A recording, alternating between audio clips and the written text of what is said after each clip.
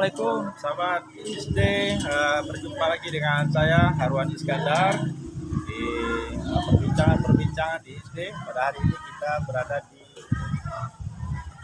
MIS 01 Kabupaten Kepahyang, dan rencananya kita akan ngobrol dan bertemu dengan Pak Harisman Suhadi selaku kepala sekolah. Yuk kita akan ketemu dengan Pak Harisman Suhadi.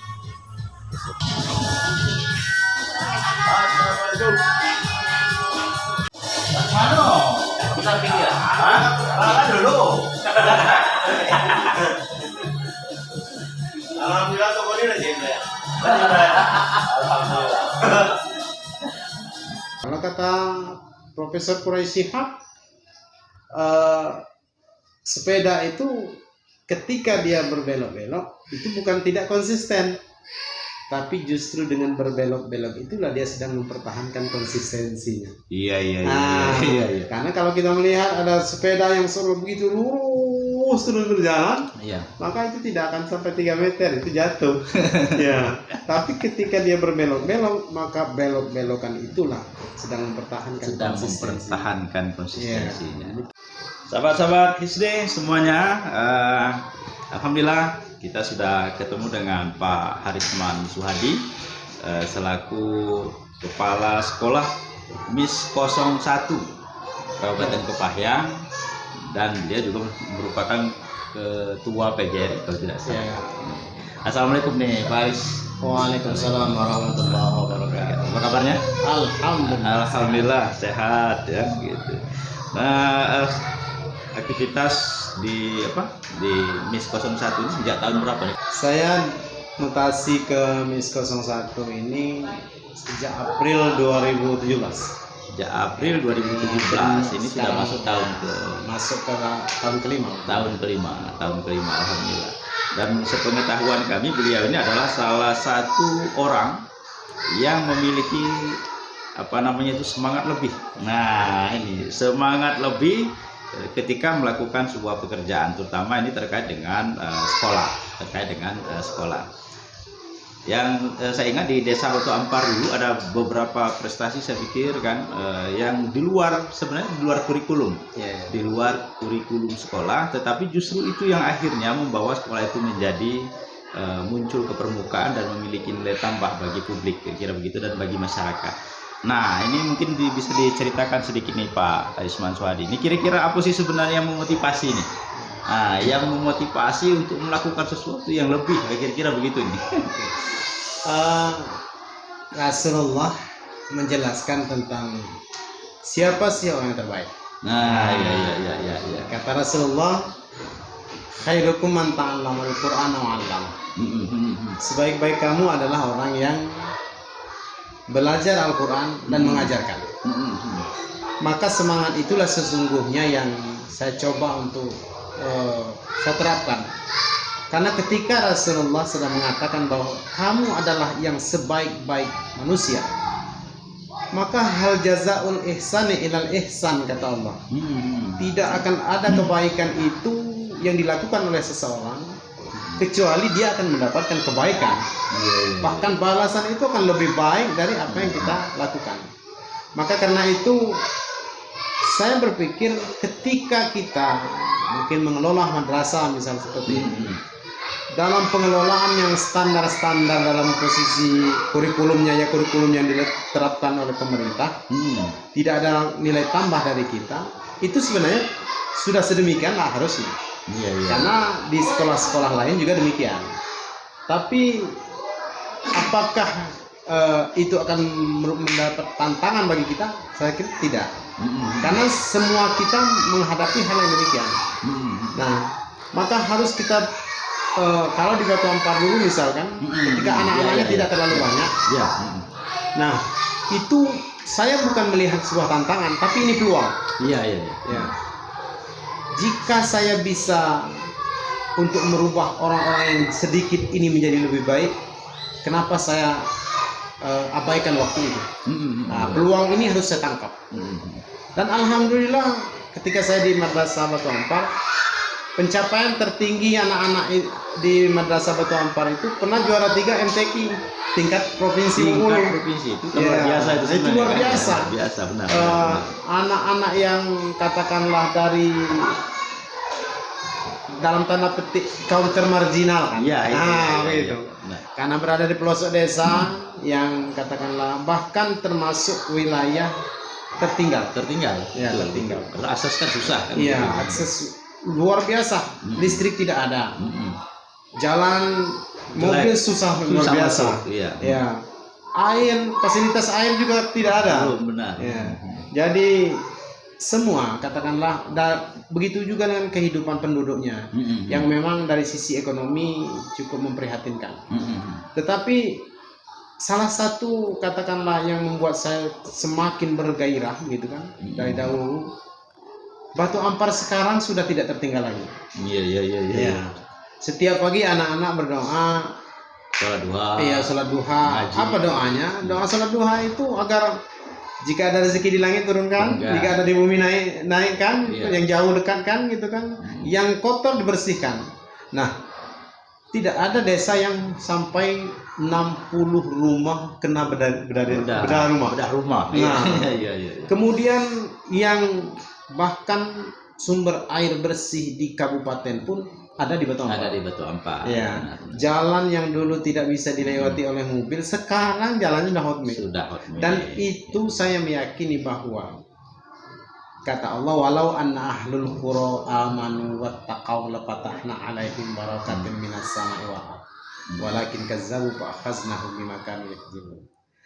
Kalau kamu beriman, bertakwa, dekat kepada Sang Pencipta, Allah akan berikan kelebihan yang tidak pernah terbayangkan sebelumnya. Jadi itu yang barangkali dahulu ketika di Batu Ampar yang coba saya terapkan, dan sekali lagi memang ini menjadi sebuah tantangan akhirnya. Sekarang saya berada di Madrasah Ibtidaiyah Swasta 01 Kepahyang. Yang kalau di Batu Ampar muridnya hanya 70-an orang. Ya, totalnya itu ya. Totalnya 70-an. Rata-rata seperti itu setiap tahun. Karena memang desa itu kecil dan jauh dari desa-desa yang lain, sehingga akses katakanlah masyarakat lain untuk menyekolahkan anak di sana agak susah kan? Nah, beda dengan di sini. Di MIS 01 Kepahyang ini saya lihat kan buat tabel gitu kan. Sebaran siswa-siswa yang sekolah di sini sampai 14 desa.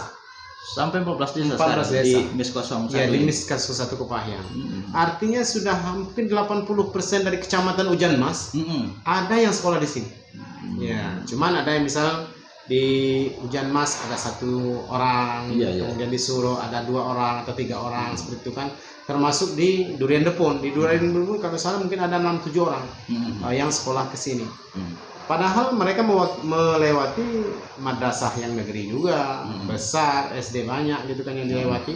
Tapi tadi barangkali memang mereka punya ketertarikan sendiri dengan nilai lebih yang kita tawarkan. Nah, sekarang ini kalau misalnya di MIS 01 nih, apa aja kegiatan-kegiatan yang ya kasarnya memicu atau memotivasi anak-anak untuk bisa datang ke sini? Saya sebenarnya kalau tadi awal kita tidak katakanlah membuat program itu agar orang tertarik, bukan itu.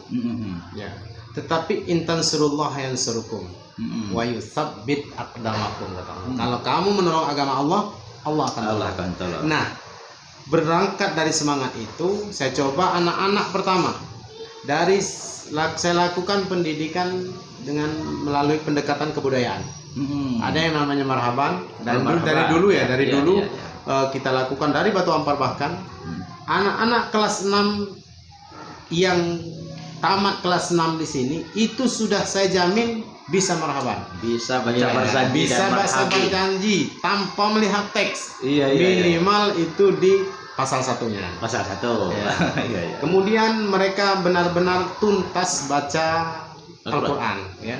Jadi setiap pagi tetap ngaji di sini. Setiap pagi kita masuk jam 7:15, semua siswa dan seluruh guru sudah berada di musola, duduk berjajar secara rapi dengan safnya. Lalu kemudian tampil anak-anak yang lain yang membimbing kawan-kawan yang lain, hafalan doa-doa. kemudian hafalan Al-Quran. Alhamdulillah tahun kemarin ada yang juz 30 sudah hafiz saya.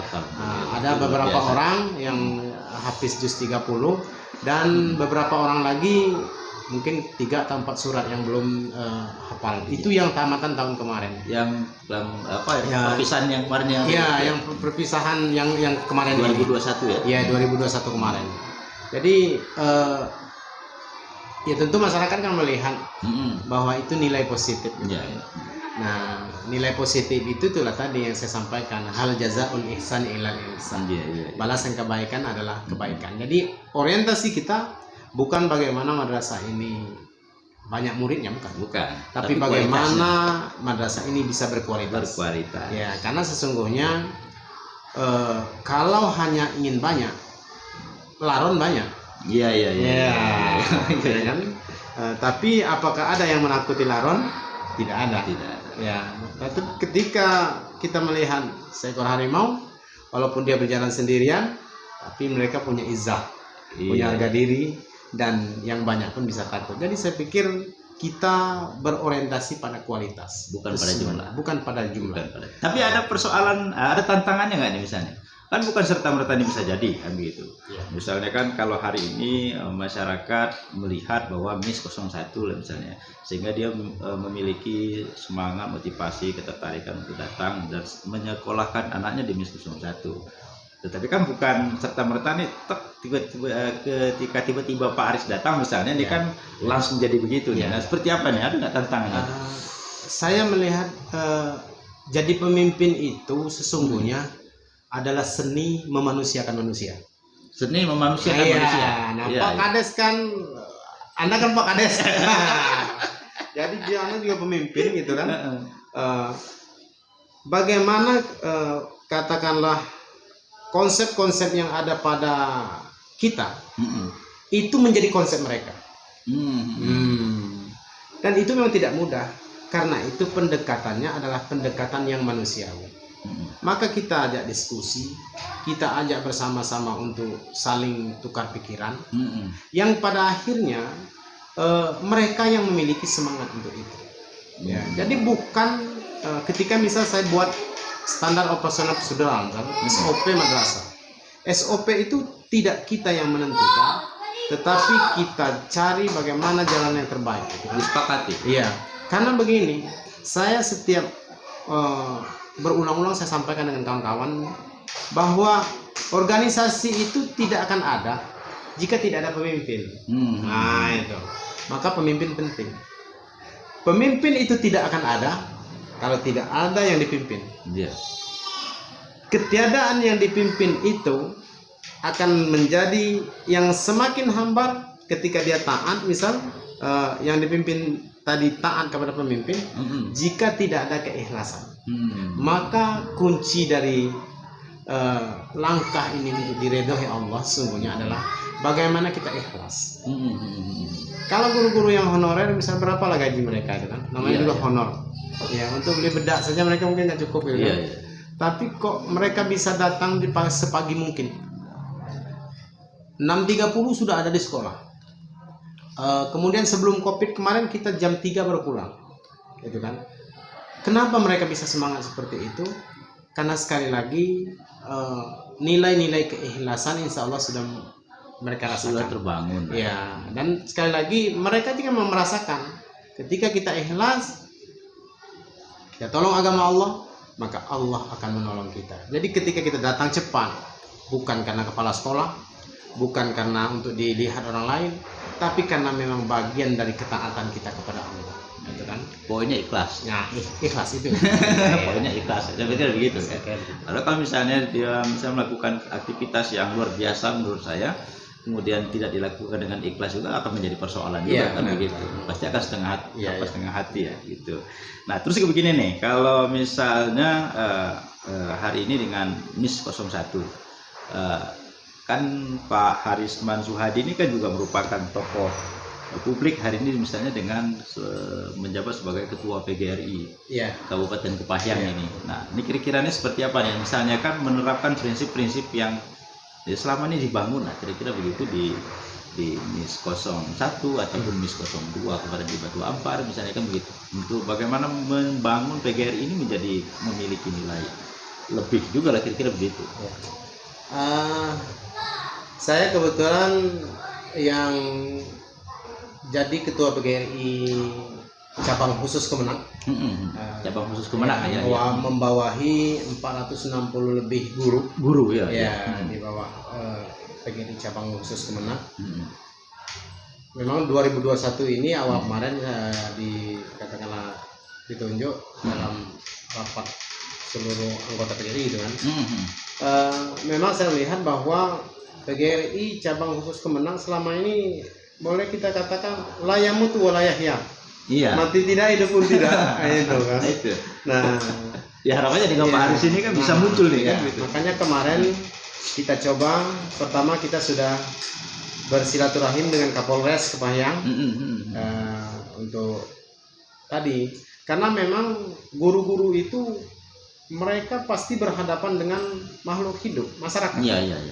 Yang beririsan langsung dengan katakanlah berbagai macam kriteria masyarakat. Nah, tentu akan terjadi gesekan-gesekan yang bisa jadi yang tidak diinginkan. Maka bagaimana kita kemudian nanti bisa memastikan gesekan-gesekan itu yang besar bisa dikecilkan, yang kecil bisa dihabiskan dengan menggandeng aparat hukum. Makanya kita pertama setelah saya terpilih kemarin saya sowan ke Kapolres. Dengan mengajak beberapa pengurus-pengurus yang lain. Dan kemudian berkenaan dengan misal kalau selama ini di upacara PGRI kita hanya bergabung dengan PGRI Kabupaten. Tahun ini kita sudah mulai mencoba bagaimana kalau setiap kegiatan-kegiatan PGRI itu ada yang secara spesifik dilakukan oleh PGRI cabang khusus Kemenang. Jadi mudah-mudahan dengan itu keberadaan organisasi itu, karena memang guru ini kan ada yang namanya tunjangan profesi. Ya, tunjangan profesi itu seseorang bisa disebut profesional. Salah satunya adalah dia punya organisasi profesi kan. Iya. Nah, kalau dia tidak punya organisasi profesi, tentu dia bukan profesi dan namanya kan kerja-kerja yang mungkin separuh waktu. Nah, jadi karena dia adalah orang-orang yang profesional, maka harusnya tadi orang-orang yang di sekelilingnya secara individu maupun secara organisasian masyarakat bisa merasakan. Nah, jadi akhirnya jadilah nanti dia kuntum khairu ummah, orang yang terbaik di lingkungannya. Ya. Kita kalau PGRI itu sebenarnya kalau ini kan PGRI kan khusus cabang Kemenak lah ya. Itu ada berapa sekolah?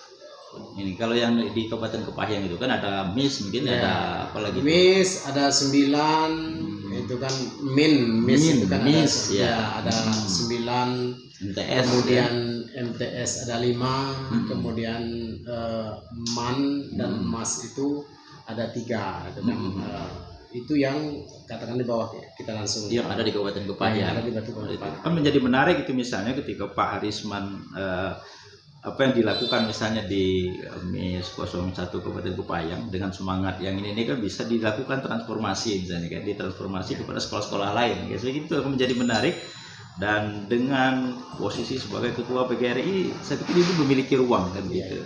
Ya persoalan misalnya hasilnya seperti apa mungkin ya soal lain lah ya kan gitu ya. Tapi karena kita sudah berada di organisasi sudah beberapa hal sudah kita benahi gitu kan, termasuklah masukan-masukan kepada teman-teman bagaimana kemudian nanti madrasah ini sekali lagi bisa dirasakan betul keberadaannya. Karena barangkali melihat mungkin salah satu ada hal-hal lebih lah kita kan demikian kan, apa yang saya lakukan keseharian di tempat saya bekerja. 2018 saya terpilih menjadi agen perubahan. Agent of Change. Agent of Change di lingkungan Kemenak. Di lingkungan Kemenak. Ya, itu yang dicalonkan dahulu waktu itu Kasubag TU, kemudian Kasih ada 3, kemudian Kepala KUA ada 3 kalau nggak salah.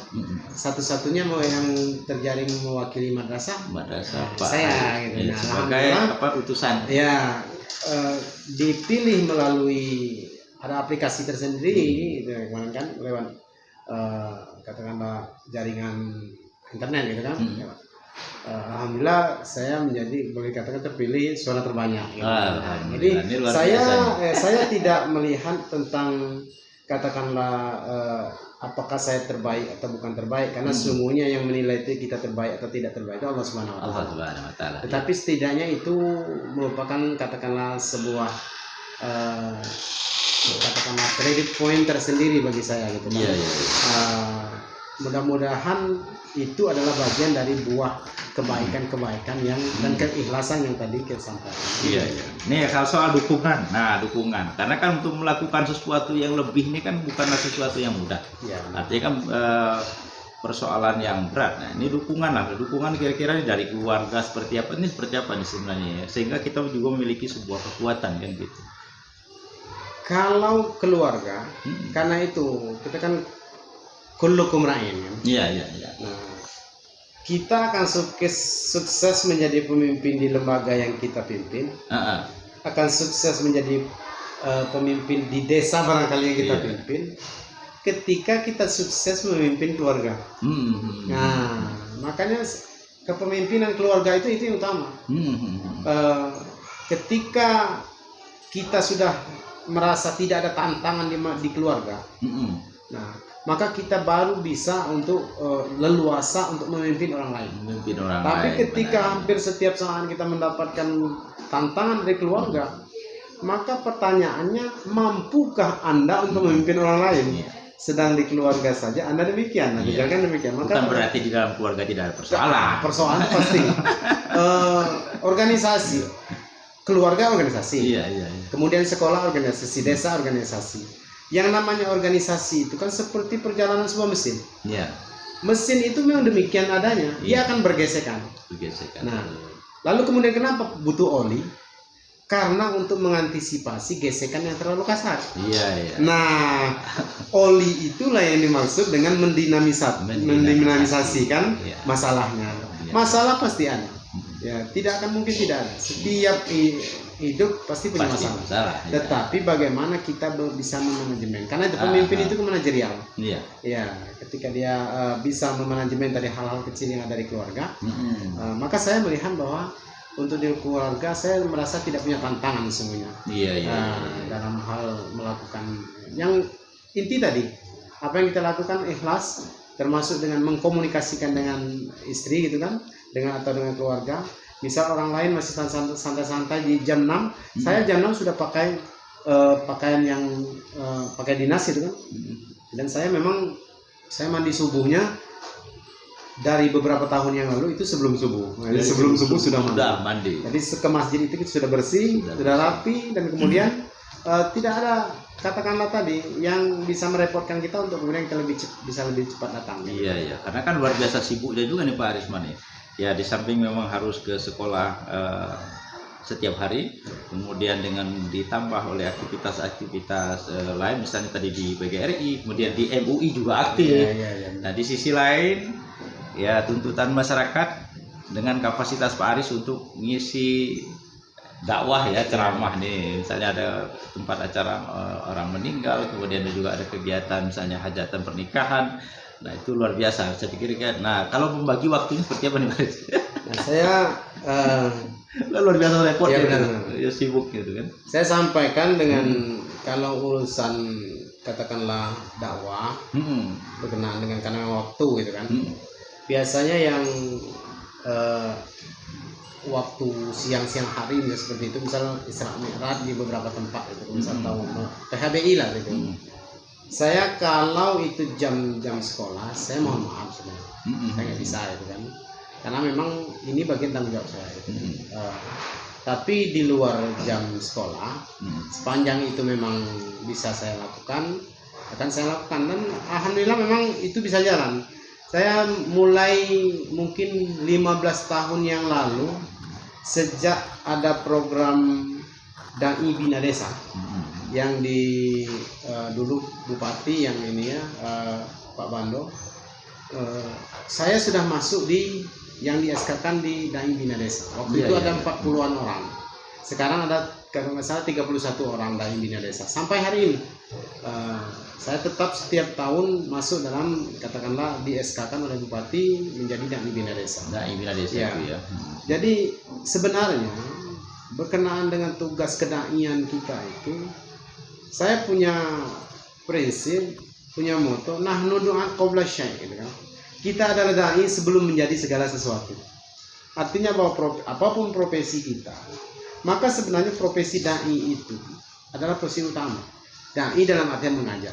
Apakah dengan ceramah di mimbar atau mungkin karena kan yang namanya dakwah itu kan ada bilhal. Nah, itu kan bisa kita di masyarakat. Tetapi secara katakanlah umum bahwa profesi dai mestinya dipahami oleh semua kita.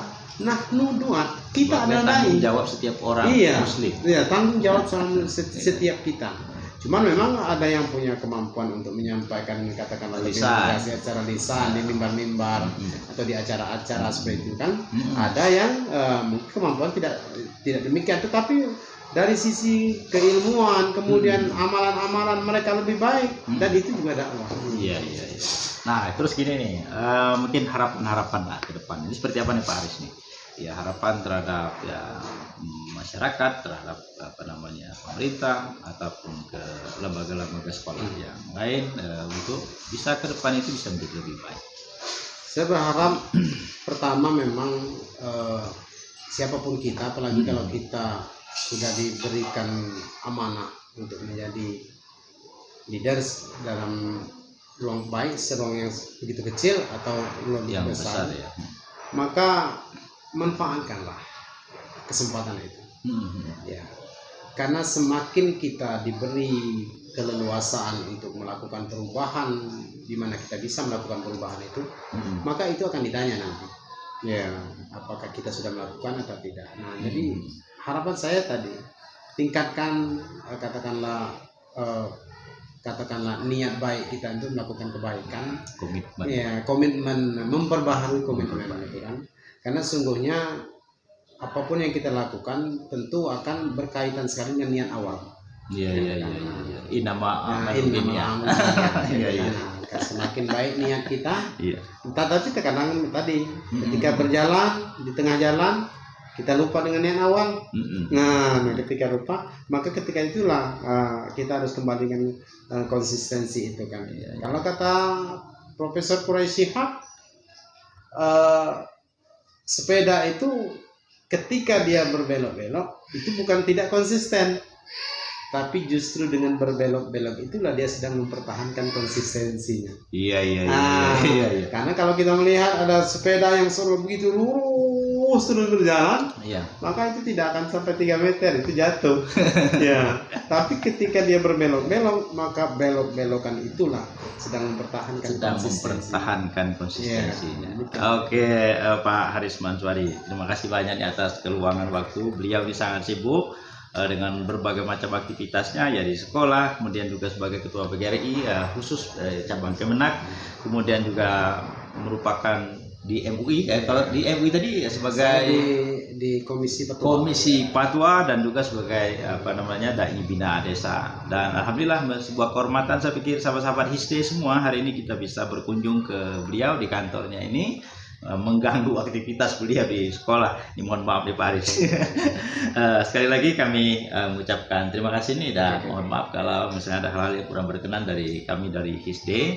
Dan sahabat-sahabat HISDE, dukung dan tonton terus perbincangan kami di HISDE ya. Kita doakan nih hari ini Pak Harisman ya, apa yang menjadi niatan cita-citanya ini bisa terwujud, kemudian dimudahkan segala urusannya, dimudahkan rezekinya dan dijauhkan dari segala mara bahaya.